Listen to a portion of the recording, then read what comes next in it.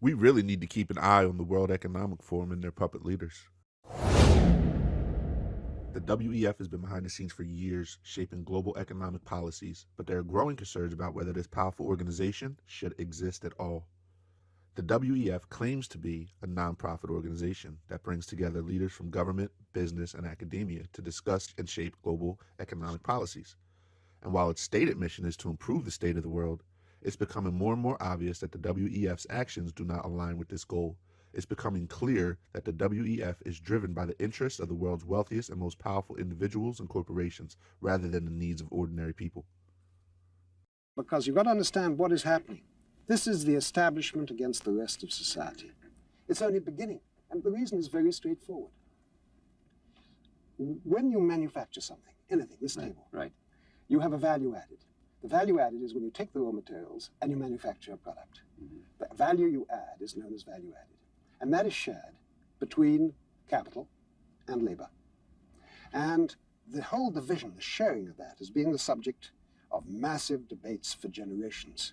How much should go to capital? How much should go to labor? You've had strikes, you've had lockouts, you've had political debates. All of a sudden, by creating a global marketplace for labor, but by creating circumstances where people are making the same product with the same technology and the same capital, and the only variant is cost of labor, you are shattering the way you share the value added. And that means that you are destroying the basis on which we've been able to create an equilibrium and have a stable society. Whether it's support of globalization and free trade, which has been a major contributor to the growing wealth inequality and job insecurity around the world, to its E.S.G. carbon tax scheme and outright depopulation of up to 90% of the current humans on the planet, there is more than enough reason to be skeptical of the WEF and its close ties to our governments and the politicians who so willingly corrupted them.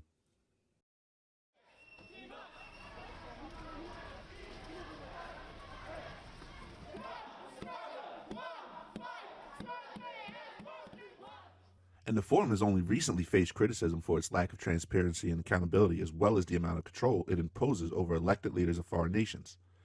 The organization operates behind closed doors, making decisions that affect billions of people without any input from the public.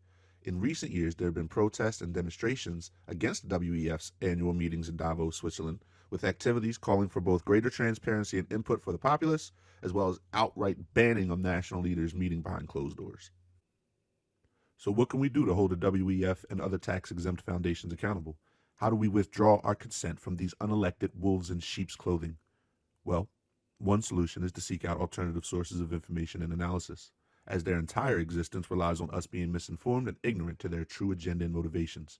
There are many independent researchers, scholars, and journalists who are working to uncover the truth of the world around us and to finally pay attention to the man behind the curtain.